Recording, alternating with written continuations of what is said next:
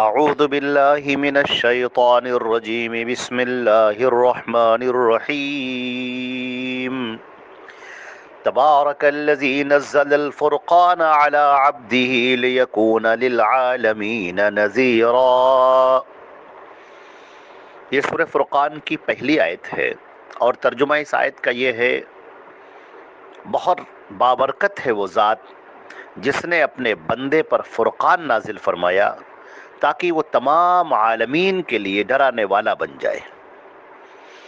حضرات گرامی، یہ سورہ فرقان کی پہلی آیت ہے اور کل سورہ فرقان کے تعارف میں ہم نے عرض کیا تھا کہ یہ مکی سورہ ہے اور مکی سورہ کی جو خصوصیات ہوتی ہیں وہ اس کے اندر موجود ہیں۔ سب سے پہلے بات بیان کی گئی کہ تبارک، وہ ذات بہت بابرکت ہے، بہت برکت دینے والی وہ ذات ہے، برکت عطا کرنے والی وہ ذات ہے۔ برکت کا یہ جو مادہ ہے لفظ تبارکہ کا، یہ برکہ یا بروق سے بنا ہے اور برکہ کے معنی میں آتے ہیں کہ خوب افزائش ہونا، زیادہ سے زیادہ ہونا، خوب کثرت ہونا اور بے پناہ ہونا، بہت زیادہ ہونا، یہ برکہ کے معنی میں ہے۔ اور بروق کے معنی آتے ہیں اونٹ کے بیٹھنے کے، تو جس کے معنی میں ثبات ہے، لزوم ہے، باقی رہنا ہے، دوام ہے۔ تو اللہ رب العزت جو خیر عطا فرمائے، جو خیر ہے وہ خیر ایک تو خوب کثرت سے ہو، خوب زیادہ سے زیادہ ہو، اور دوسری بات یہ ہے کہ وہ ہمیشہ باقی رہنے والا ہو اور وہ ختم ہونے والا نہ ہو۔ تو اس معنی میں اگر دیکھا جائے تو ہم برکت کی اللہ سے دعا کرتے ہیں، اللہ تعالیٰ ہی برکت دینے والا ہے۔ اس کا مطلب یہ ہے کہ وہ ہمیں خیر دے، وہ چیزیں جس سے آنکھیں ٹھنڈی ہو جائیں، کلیجہ ٹھنڈا ہو جائے اور سکون میسر آ جائے، اور وہ خوب کثرت سے ہو اور اسی کے ساتھ ساتھ وہ باقی رہنے والا ہو۔ اللہ رب العزت نے فرمایا بیدک الخیر، تمام کے خیر کی کنجیاں سب اللہ کے ہاتھوں میں ہیں۔ تو اللہ کی ذات وہ ذات ہے جو ہر قسم کی بڑائی کمال کے ساتھ متصف ہے، اور اللہ تعالی ہم سب کو عطا کرنے والا ہے، دینے والا ہے، خوب دینے والا ہے، ہماری فکر کرنے والا ہے۔ جن چیزوں کو ہم نے اللہ سے مانگا ہے وہ بھی دینے والا ہے، جو چیزیں ہم نے نہیں مانگی ہیں مگر وہ ہمارے لیے ضروری ہیں، اللہ تعالیٰ ان کا بھی انتظام کرنے والا ہے، وہاں پہنچانے والا ہے۔ بہت ساری چیزیں ہم جانتے بھی نہیں ہیں لیکن ہمارے اوپر سے وہ مصیبتیں بلائیں اپنے آپ ٹل جاتی ہیں۔ کتنی بیماریاں ہیں جو ہمارے اوپر سے گزر جاتی ہیں، ٹل جاتی ہیں، اور انسان جب کسی بیماری میں مبتلا ہوتا ہے تو بڑی مایوسی کا شکار ہوتا ہے۔ یہ بہت غلط بات ہے۔ اللہ رب العزت کا شکر ادا کرنا چاہیے، صبر کرنا چاہیے، اور اس بیماری کی شفا کے لیے اللہ سے دعا کرنا چاہیے، کیونکہ مومن کے لیے جو بھی چیز ہے وہ خیر ہی خیر ہے۔ خوشی حاصل ہوتی ہے تو وہ بندہ خوش ہوتا ہے، یہ اس کے لیے خیر ہے، اور جب اسے کوئی تکلیف ہوتی ہے اور وہ اس پر صبر کرتا ہے تو یہ بھی اس کے لیے خیر ہے۔ اللہ رب العزت اس کے مرتبے بلند کرتے ہیں، اللہ تبارک تعالیٰ اس کو عطا کرتے ہیں۔ تو ہم یہ دیکھتے ہیں کہ اللہ رب العزت نے فرمایا ہے کہ تبارک، وہ ذات بہت برکت والی ہے، بہت زیادہ عطا کرنے والی ہے اور خوب دینے والی ہے۔ تبارکہ کا لفظ قرآن پاک میں 9 بار استعمال ہوا ہے۔ ایک سورہ اعراف میں آیت نمبر 54 میں 54، سورہ مومنون میں 14، سورہ فرقان میں پہلی آیت میں، پھر 10ویں میں، پھر 61 آیت میں، اور اسی طرح سورہ غافر میں 64، سورہ زخرف میں 84، سورہ رحمان آیت نمبر 78 اور سورہ ملک میں۔ تو تبارکہ کا لفظ یہ 9 مرتبہ استعمال ہوا ہے قرآن پاک میں، اور اس کے معنی میں ہے کہ برکت دینے والا، خوب زیادہ عطا کرنے والا، خیر دینے والا، اور ایسا خیر جو باقی رہنے والا، جس سے کلیجہ ٹھنڈا ہو جائے، نگاہیں ٹھنڈی ہو جائے، دل کو اطمینان اور سکون میسر آ جائے۔ اب یہاں پر فرمایا گیا کہ تبارک، وہ ذات بہت برکت والی ہے، بہت زیادہ بابرکت ہے، برکت دینے والی ہے وہ ذات جس نے فرقان کو نازل کیا اپنے بندے پر۔ فرقان، یہاں پر فرقان کہتے ہیں، یہ فرق کے معنی ہے جو فرق کرنے والا، یعنی حق اور باطل کے درمیان فرق کرنے والی یہ کتاب ہے۔ فرقان کا لفظ قرآن پاک میں 6 مرتبہ استعمال ہوا ہے. تو یہ حق اور باطل کے درمیان فرق کرنے والی، سچ کیا ہے، جھوٹ کیا ہے، حقیقت کیا ہے، فریب کیا ہے، صداقت کیا ہے، یہ فرق کرنے والی چیز ہے کہ یہ سچائی ہے اور یہ جھوٹ ہے، یہ حقیقت ہے اور یہ فریب کاریاں ہیں. ان کے درمیان امتیاز کرنے والی چیز، فرق کرنے والی چیز. اسی لیے قرآن پاک میں یوم بدر کو، جس دن بدر کی جنگ ہوئی تھی، اس کو یوم الفرقان کہا گیا ہے. یوم الفرقان یعنی چھانٹ دینے والی، امتیاز کر دینے والی، حق اور باطل کو الگ الگ کر دینے والی کہ یہ حق ہے، یہ باطل ہے. تو اسی طریقے سے یہ قرآن پاک ہے جو تمام شکوک اور شبہات کو دور کرتی ہے، بندوں کے ذہن میں اٹھنے والے تمام سوالات کا جواب دیتی ہے. اور یہ قرآن پاک ایسی کتاب ہے جو انسان کی روح کی غذا ہے.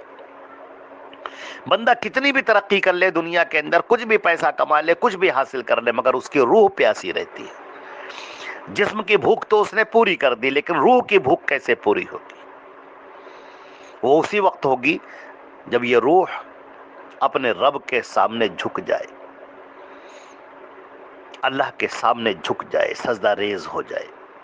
جو اس خالق ہے، اس روح کا، اس جسم کا، جو مالک ہے، جو خالق ہے، جو بنانے والا ہے، جس کی طرف پلٹ کر جانا ہے، اس کے آگے جھک جائے تو اسے سکون میسر آتا ہے. یہ عبادت کیسے ہو، یہ طریقہ کیسے ہو، یہ چیزیں کیسے ہوں.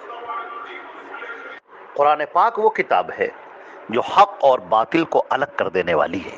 ایک بندہ سچے دل سے، سچے دماغ سے اس کو سوچنا چاہے، سمجھنا چاہے، اس کتاب کو اپنے بارے میں جاننا چاہے، میں کون ہوں، یہ کائنات کیا ہے، یہ کائنات کے راز کیا ہیں، انسان کے ساتھ کیا ہوتا ہے، وہ کیوں دنیا میں آیا ہے، مرتا ہے تو کہاں جاتا ہے، اس کے ساتھ میں کیا ہونے والا ہے، کیا حقیقتیں ہیں جن کا انسان سامنا کرنے والا ہے، مرنے کے بعد کیا ہوگا.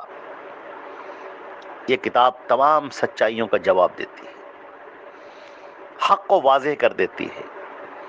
بہت ساری وہ چیزیں کہ کل قیامت کے دن جب انسان دیکھے گا اور کہے گا اے کاش کہ میں نے دنیا میں یہ کر لیا ہوتا، یہ کر لیا ہوتا، ایسا کر لیا ہوتا، سب میں نے دیکھ لیا. ربنا ابصرنا، اے ہمارے پروردگار سب ہم نے دیکھ لیا ہے، ہمیں دنیا میں دوبارہ بھیج دیجئے، ہم اب نیک کام کریں گے.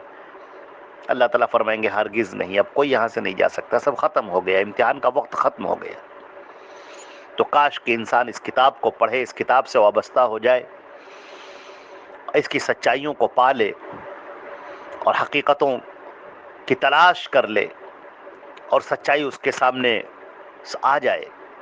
کتنا اچھا ہو. اللہ نے یہ کتاب اتار دی.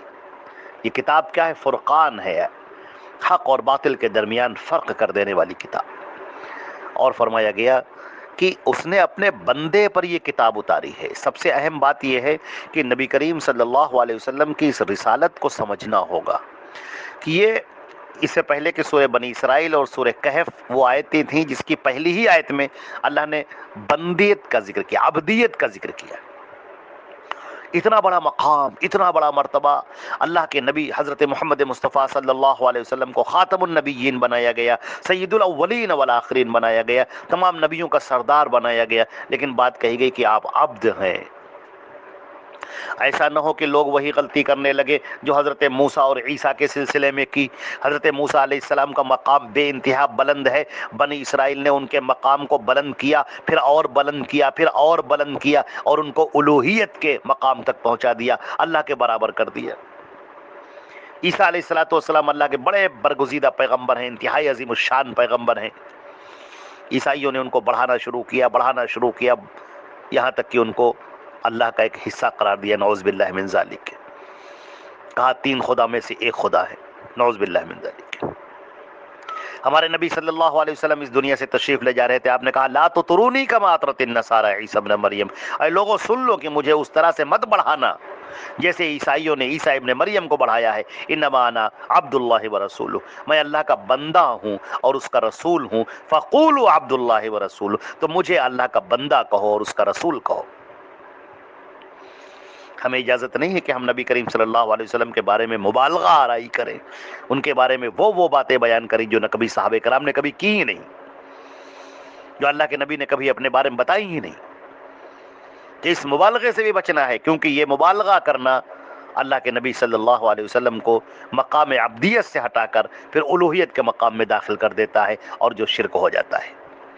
تو ہمیں اچھی طرح سے سمجھنا چاہیے، اللہ نے فرمایا کہ ہم نے کتاب نازل کی ہے، یہ حق اور باطل کا امتیاز کرنے والی کتاب ہے، لیکن یہ ہم نے اپنے بندے پر نازل کی ہے، میرا بندہ ہے۔ حضرت محمد صلی اللہ علیہ وسلم کی خوبی یہ ہے کہ وہ ویسے بندے ہیں جیسا اللہ چاہتا ہے، اللہ کی عبادت میں لگنے والے، اللہ کی فکر کرنے والے، اللہ رب العزت کے احکامات کی پاسداری کرنے والے، اللہ رب العزت کے احکامات کی تبلیغ اور اشاعت کرنے والے، ہر وقت اللہ کی مرضی کو مقدم رکھنے والے۔ حضرت عائشہ رضی اللہ تعالیٰ عنہ فرماتی ہے، اللہ کے نبی صلی اللہ علیہ وسلم ہم لوگوں سے بیٹھے باتیں کرتے رہتے تھے، اور جیسے ہی اذان کی آواز ہوتی تھی آپ اس طرح سے اٹھ کھڑے ہوتے تھے گویا ہمیں پہچانتے ہی نہیں۔ دن بھر آپ مشغول ہیں لوگوں سے ملنے میں، جلنے میں، تبلیغ میں، اشاعت میں، معاملات کو حل کرنے میں، فیصلے کرنے میں، اور جب رات ہوتی ہے اور آپ اللہ کے سامنے کھڑے ہوتے ہیں، ام المومنین فرماتی ہیں کہ ہم آپ کے سینے سے ایسی آواز سنتے تھے جیسے کوئی ہانڈی ابل رہی ہو، اور جب آپ سجدہ کرتے تھے تو اس قدر طویل سجدہ کرتے تھے کہ ایسا لگتا تھا کہیں ایسا تو نہیں کہ آپ کی روح قبض ہو گئی۔ ہچکیاں لیتے تھے آپ، کثرت سجود، یہ کیا ہے؟ ایک عبدیت کا وہ مظہر ہے کہ اللہ کے نبی صلی اللہ علیہ وسلم کو اللہ نے نمونہ بنا دیا اور کہا لقد کان لکم فی رسول اللہ اسوۃ حسنہ، کہ یہ محمد مصطفیٰ صلی اللہ علیہ وسلم کی زندگی تمہارے لیے بہترین نمونہ ہے۔ اللہ کو کیسا بندہ چاہیے، اللہ کیسے بندے کو پسند کرتا ہے، اس زمین پر تم کیسے رہو، کیسے برتاؤ کرو، کیسے معاملات کرو، کیسے عبادت کرو، کیسے فیصلے کرو، اللہ کی مرضی کو کیسے مقدم کرو، کیسے آخرت کی فکر کرو، کیسے لوگوں کے درمیان انصاف کرو۔ اگر تمہیں دیکھنا ہے تو حضرت محمد مصطفیٰ صلی اللہ علیہ وسلم کو دیکھ لو، اور ان کی زندگی تمہارے لیے بہترین نمونہ ہے۔ قل ان کنتم تحبون اللہ فاتبعونی، اے نبی آپ یہ کہہ دیجئے کہ اے لوگو اگر تم اللہ سے محبت کرنا چاہتے ہو تو میری اتباع کرو، میری پیروی کرو، اللہ تم کو اپنا محبوب بنا لے گا، تمہارے گناہوں کو معاف کر دے گا۔ تو اب اللہ نے آگے فرمایا کہ لِيَكُونَ لِلْعَالَمِينَ نَذِيرًا، تاکہ یہ پوری دنیا کے لیے ڈرانے والا بن جائے۔ اس کی ضمیر کا مرجع یہ کہ لیکونا، اس میں جو ہوا ضمیر ہے اس کا مرجع خود اللہ کے نبی صلی اللہ علیہ وسلم بھی ہے، یا یہ قرآن پاک ہے کہ یہ قرآن پاک پوری دنیا کے لیے ڈرانے والا بن جائے، یا یہ کہ اللہ کے نبی صلی اللہ علیہ وسلم پر اللہ نے یہ فرقان اتارا ہے تاکہ آپ پوری دنیا کے لیے ڈرانے والے بن جائیں۔ تو اب تک جو بنی اسرائیل کے اندر جو پیغمبر آتے تھے، اللہ کے نبی سے پہلے جو بھی پیغمبر آئے وہ اپنے اپنے علاقے کے لیے آئے، اپنے وطن کے لیے آئے، اپنے قبیلے کے لیے آئے، لیکن اللہ کے نبی صلی اللہ علیہ وسلم کی خصوصیت ہی یہی ہے، اللہ کے نبی صلی اللہ علیہ وسلم کی خصوصیت ہی یہی ہے کہ آپ پوری دنیا کے لیے نبی بنا کر بھیجے گئے۔ جیسا کہ بخاری شریف کے اندر کتاب الصلاۃ میں حدیث کا نمبر 438 نمبر ہے اس کا، حضرت جابر بن عبداللہ رضی اللہ تعالیٰ عنہ فرماتے ہیں کہ اعطیت خمسا لم یعطہن احد من الانبیاء قبلی، کہ مجھے 5 ایسی چیزیں دی گئی ہیں جو مجھ سے پہلے کسی نبی کو نہیں دی گئی۔ انہی باتوں میں سے آپ نے ایک بات یہ فرمائی کہ وَقَانَ النَّبِيُّ يُبْعَثُ إِلَىٰ قَوْمِهِ خَاصَّةً، کہ اس سے پہلے جو بھی نبی آتا تھا وہ اپنی قوم کے لیے آتا تھا خاص طور پر، وَبُعِثْتُ إِلَى النَّاسِ كَافَّةً، اور میں تمام لوگوں کی طرف، پوری دنیا کی طرف، سارے لوگوں کی طرف میں نبی بنا کر بھیجا گیا ہوں، ہر کالے گورے سفید ہر شخص کی طرف، ہر انسان کی طرف، ہر جنات کی طرف، تمام انس اور جن سب کے نبی ہیں حضرت محمد مصطفیٰ صلی اللہ علیہ وسلم، ہر قوم کی طرف، ہر علاقے کی طرف، پوری دنیا کی طرف۔ سورہ اعراف کی آیت نمبر 158 میں فرمایا گیا 158، قل یا ایھا الناس، آپ کہہ دیجئے کہ اے لوگو، انی رسول اللہ الیکم جمیعا، میں تم سب کی طرف رسول بنا کر بھیجا گیا ہوں۔ سورہ انبیاء میں کہا گیا آیت نمبر 107، وما ارسلناک الا رحمۃ للعالمین، اور ہم نے آپ کو پوری دنیا کے لیے رحمت بنا کر بھیجا ہے۔ سورہ سبا کے آیت نمبر 28 میں کہا گیا وما ارسلناک الا کافۃ للناس بشیرا ونذیرا، ہم نے آپ کو تمام لوگوں کے لیے بشیر و نذیر بنا کر بھیجا ہے۔ تو اب یہ معلوم ہوا کہ یہ قرآن پاک ہر ایک کے لیے نذیر ہے، اللہ کے نبی صلی اللہ علیہ وسلم نذیر ہیں، اور قیامت تک کے لیے ہیں.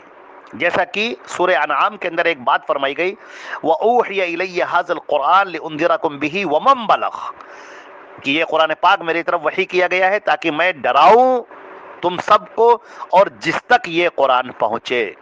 یعنی قیامت تک یہ قرآن پاک، اس کی تعلیمات جہاں تک پہنچے گی، جن جن لوگوں کو پہنچیں گی وہ سب اس کے مخاطب ہوں گے. اور آپ نے اپنے بعد آنے والی امت کے لیے، اپنے بعد آنے والے لوگوں کے اوپر یہ ذمہ داری رکھی ہے کہ تم اس قرآن پاک کے پیغام کو پہنچاؤ اور اللہ کی اس توحید کو، نبی کی رسالت کو اور اس پیغام کو لوگوں تک پہنچاؤ. یہ تمہارا کام ہے، یہ تمہاری ذمہ داری ہے. جب تک تم یہ ذمہ داری ادا کرتے رہو گے تم سربلند رہو گے. تو یہ ذمہ داری اللہ کے نبی صلی اللہ علیہ وسلم نے دی ہے ہمیں کہ ہمیں اس قرآن پاک کو دوسروں تک پہنچانا ہے اور بتانا ہے. اور اگر ہم یہ نہیں کریں گے تو غلط فہمیاں پھیلیں گی. لوگ اپنی مرضی سے کلام پاک پڑھیں گے اور پھر جو اس کا چاہیں گے متعین مطلب کریں گے، مطلب اس کا متعین کریں گے. لوگوں کے درمیان غلط فہمیاں پھیلی ہیں. لہٰذا ضروری ہے کہ ہمارے علماء، ہمارے دعات، ہمارے مبلغین اور ہمارے لوگ اٹھ کھڑے ہوں، ہمارے تمام مسلمان بھائی سب کے سب اٹھ کھڑے ہوں اور بتائیں لوگوں کو کہ دیکھو سچا اسلام یہ ہے، قرآن پاک یہ ہے، اللہ کے نبی کی زندگی یہ ہے، اللہ کے نبی کی تعلیمات یہ ہیں، قرآن پاک یہ کہتا ہے. اس کتاب کو پڑھو، یہ کتاب زندگیوں کے راز کو حل کرتی ہے، یہ کتاب تمہیں بلندیاں عطا کرتی ہے، یہ کتاب تمام پریشانیوں کو، دکھ درد کو، مصیبتوں کو دور کرتی ہے، تمہاری تمام بیماریوں کا یہ علاج ہے، تمہاری روح کی بیماریاں اور جسمانی اور ذہنی پریشانیاں ان سب کا علاج ہے یہ. لہٰذا اس کتاب سے وابستہ ہو جاؤ. یہ اللہ کی اتاری ہوئی کتاب ہے، یہ اللہ کا پیغام ہے جو بندے کو اللہ سے جوڑ دینے والی کتاب ہے. اس کتاب کو پڑھ کر بندہ اللہ سے جڑ جاتا ہے، حقیقت کو پا لیتا ہے، اپنے مالک کو پہچان لیتا ہے، اپنے خالق کو پہچان لیتا ہے، اللہ کی طرف متوجہ ہو جاتا ہے اور اپنی زندگی کو کامیاب کر لیتا ہے، اس دنیا میں بھی اور مرنے کے بعد آنے والی زندگی میں بھی. اللہ تعالی ہم کو اور آپ کو عمل کرنے کی توفیق عطا فرمائے. والسلام علیکم ورحمۃ اللہ وبرکاتہ.